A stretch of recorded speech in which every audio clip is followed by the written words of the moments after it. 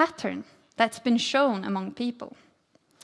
For example, Teresa Amabile is a professor at Harvard Business School. She did a diary study where she got to read people's diaries to explore how they experience everyday life. And she saw a pattern that the negative effect of a setback was more than twice as strong as the positive effect of a success. And the same thing goes with money, that we feel way worse about losing an amount of money than we feel happy about gaining the same amount. And if you would receive a compliment from a coworker and then a complaint from another coworker, these two comments don't neutralize each other. The complaint would definitely leave a stronger emotional mark. So now we need to ask ourselves, why? Why do we carry this emotional asymmetry? Why do we have this preparedness to experience unpleasant and negative emotions? And to understand that, we need to understand the context, the environment where our brain has been evolving for so many years. Today, several studies say that we have evolved a negativity bias, which helps our attention to be drawn to unpleasant or possibly threatening information. And this was really good back then and there when we were at the savannah fighting for survival every day. But today, here and now, this definitely affects how we perceive our life, how we perceive our relations, our workplace, our own performance, and ourselves. So to simplify this a bit, one could almost say that your brain is concerned that you survive throughout this day. It's less concerned that you're a happy survivor. So by now we can understand that it's not strange that all of us sometimes feel anxious or tense or we worry.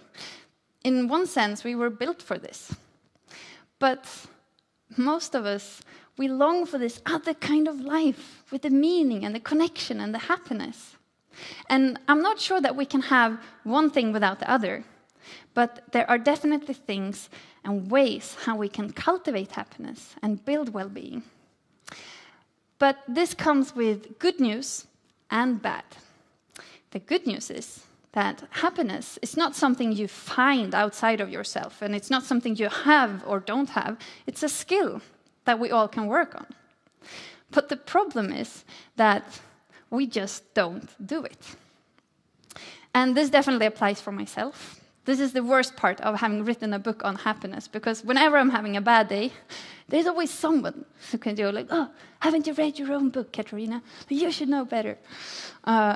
So I've learned that not even experts on happiness knows how to turn knowledge into action. And this is one of the reasons why me and a friend, and we started a psychological gym where organizations and the teams and individuals could come and train these skills in order to create more happiness and well-being. Because we want to make psychological training as common as physical training. Because today we know so many things about how to eat properly and how to exercise to sustain physical health. But what would be the psychological version of a green smoothie or of doing 50 sit-ups? Is there really such a thing? And I would say yes, definitely. There's a lot of different exercises and things we can do, building healthy habits for ourselves. And I would like to present an example of this. So once you've finished listening to this speech, when you're leaving this room later tonight, I'd like you to bring out your smartphone and text a kind, appreciative gratitude text to someone that you care for. And maybe you can just notice how that feels.